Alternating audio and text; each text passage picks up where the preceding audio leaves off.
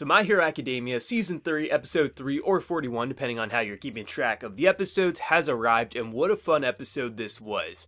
Now I have to say, something that I've been really enjoying about the past couple of episodes of My Hero Academia is actually how well the comedy has been executed. Now the comedy has always been pretty good in this series, but there's something about how the past couple of episodes has really landed that comedy to make me laugh out loud quite a few times each episode, which is something that really didn't happen in the prior seasons. Sure, there was moments, you always have Mineta doing his crazy things, but it's really interesting how good the facial expressions to just how the comedy actually sells what they're going for, where it's funny, but it also just shows you like these kids are working hard at upgrading their quirks. Like you have the training sequences where it definitely kind of felt like an info dump of like what they're doing, but it's interesting how they're able to handle that info dump where they're just showing like this is what this character's doing, this is what Todoroki's doing, this is what Bakugo's doing, this is what this character's doing. Yet they managed to make it funny, have info, but just also serve purpose all at the same time. And that's a hard thing to nail because this is an anime. I'm sure in the manga you could go a little more deeper, but in the anime you have to basically flash forward pretty quickly, show everyone training, showing them working up their quirks,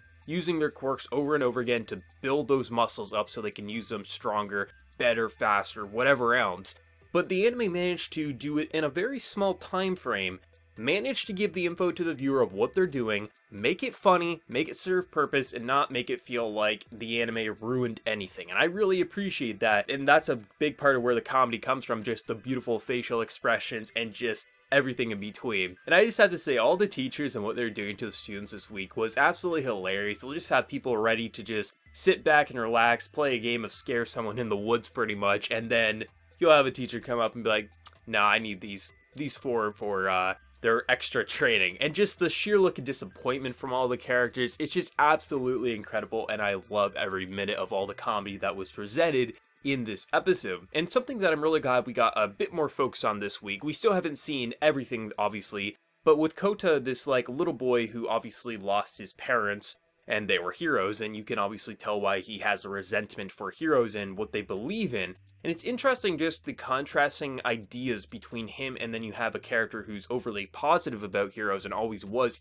despite not having powers for most of his life, Deku. And I did speak about him last week, but I wanted to see a bit more before I did. And overall, I like his character, and I'm really excited to see what this core is going to bring to the table with him, because to have someone so resentful against heroes, the idea of them, and then you have a character like Deku who's been just always so positive about them, it's so interesting to have such a contrasting clash of ideals, and ultimately it makes me wonder, this accident that took his family away from him, did it have anything to do with the hero killer? Because the hero killer was a very big part of last season, and even though this did air a year after, it's still, like, this arc doesn't come that far after the hero killer arc. So I'm curious if the idea of, like, what Kota says in this episode is in response to the hero killer and why, you know, maybe his parents were a little too flashy, maybe they didn't actually truly care about it, or did they die just serving the people? It definitely could be that, but it does make me wonder, because we did just come off the hero killer not too long ago in terms of arcs,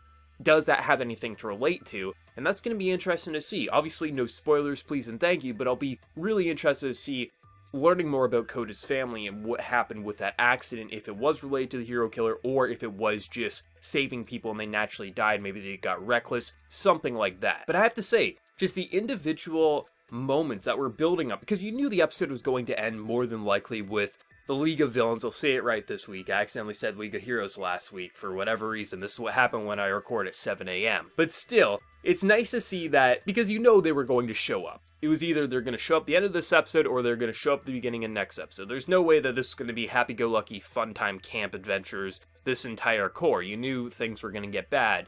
And I like how, even though it does what you expect, the build-up to it, even though some of it was a little cliche, like the whole idea that they basically catch some students off guard when they're trying to scare people in the forest. It's such a cliche thing, but My Hero Academia has been surprisingly good the past couple of seasons at taking ideas that you've seen and twisting it enough and just executing it in a bit different of a way that makes it feel new and refreshing. Hell, you have Mineta last week climbing up the bathroom wall to spy on the girls, and yet that didn't feel like your traditional perverted bath scene. It actually made it feel new and interesting. And then you have stuff like the whole haunted woods and the villains taking out the kids while they're in the woods. Like, you've seen that in how many horror movies or just anything like that, but they managed to do it quite well. But the build up to it, having the training, showing the training, having the information, but having it to be surprisingly lighthearted, surprisingly funny, have purpose, and just like the characters, like our main character Deku being tormented by this other teacher telling him, you know, you gotta keep working on your quirk, yes sir, you gotta keep doing this, yes sir. That teacher has to be my new favorite character right now. I hope he doesn't get his head cut off because he's absolutely hilarious. The torment he was putting through and just off and on when you thought, you know, we're not gonna see this teacher anymore, this male pussycat looking teacher.